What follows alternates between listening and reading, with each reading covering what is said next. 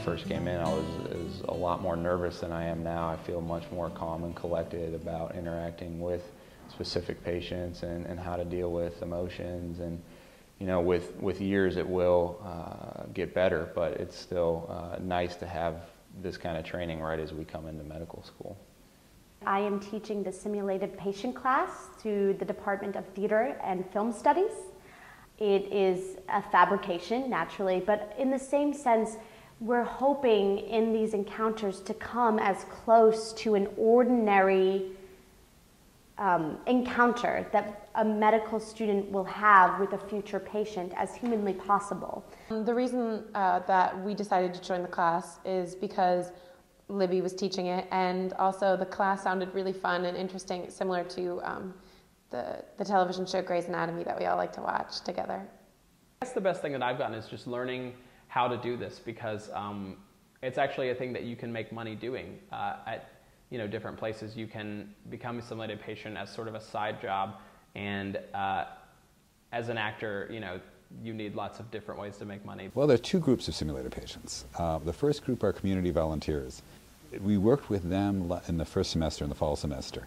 And then the second semester, or this recent semester, we actually created a class specifically for our theater majors in being a simulated patient.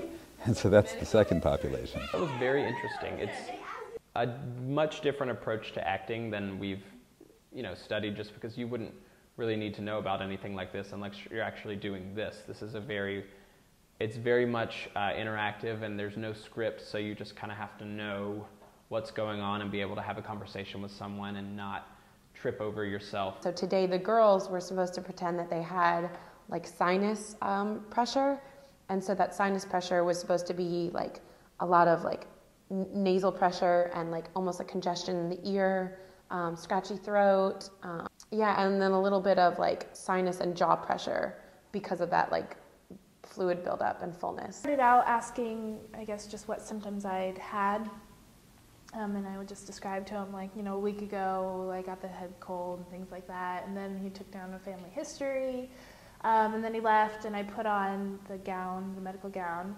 and then he came back and first felt my lymph nodes to see if they were swollen. And then they have this really cool, it's a tuning fork, where they make it vibrate, and then they put it on your head and see which side the vibrations are stronger on. So if you're congested in one side, it'll, dampen that. It was fun.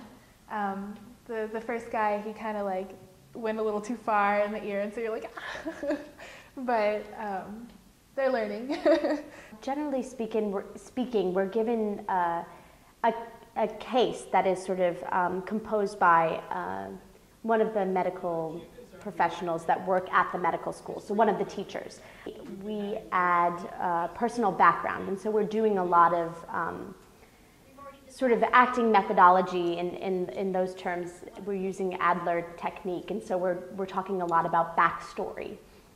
Basically, we call this the 7 dimensions of health, and we've been trained to ask those types of questions to make sure that we've covered everything about why the patient came in. In order to figure out the problem, you come in and introduce yourself, and then ask them, why did they come in to the doctor today, and figure out any information that you can get, when it happened, why they think it happened, what concerns they may have, and go from there, and then talk with the preceptor and figure out maybe what you could have done better, what information that you missed, what things that you did well, and improve from there. So our patient brief for today said that our name was John Ford, and that we had been having lower back pain for about 2 days that we got from moving something heavy. Would be you remain very still. You find a position that's comfortable for your back, that doesn't hurt so much, and you stay in it. So maybe if you favor your right side, and that if you're kind of crunched up in it, it's kind of that's the side where the condition is, and so movements will be very slow, and you'll need a lot of support from your arms. I have had an angry patient in a simulated setting, which is more challenging than you would think, and luckily, we've had the training to figure out kind of how to deal with an angry patient and how to just listen to them and help them work through what is really bothering them, what the root cause is. And I've been to the doctor so many times, I'm pretty sure I could have done one of those encounters as the doctor. So it actually, I was kind of taken aback a little bit about how nervous the students were, because I don't know, I just always say this in my life, you know, like nothing's awkward if you don't make it awkward. And some of them just felt so nervous, and it was like really obvious. And I feel like they just need to have a little bit more confidence and, you know, just go for it. From what I've heard, medical students don't generally interact with simulated patients in their first year of medical school. And so I think that having this earlier on will be a really good thing for them. One of the things that we're trying to do is, because what we're doing is innovative, we want to be really rigorous about testing the efficacy of it. And so we applied for and received a grant from Augusta to do some preliminary research on how effective we've been in our first year. So we received a $10,000 grant. So this summer we're going to be following up and actually seeing whether the simulated patients that we train in acting techniques actually do seem to an objective panel to be doing a more believable and specific job than a group from Augusta that just gets the standard training. I think it's been an enormously valuable contribution. It does take up a lot of time, but I think that's time that's well spent trying to learn how to interact with patients in a controlled setting, so that when we're out in the community, it's much more comfortable.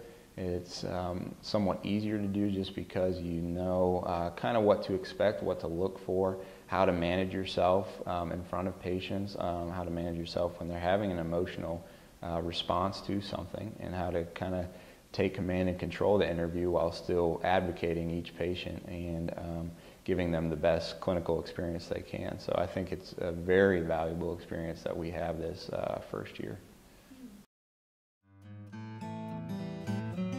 He goes, and when was your last period? And I'm like, and then it's just like and it's only him. None of the other doctors ask that. Medical history. Yeah! Okay.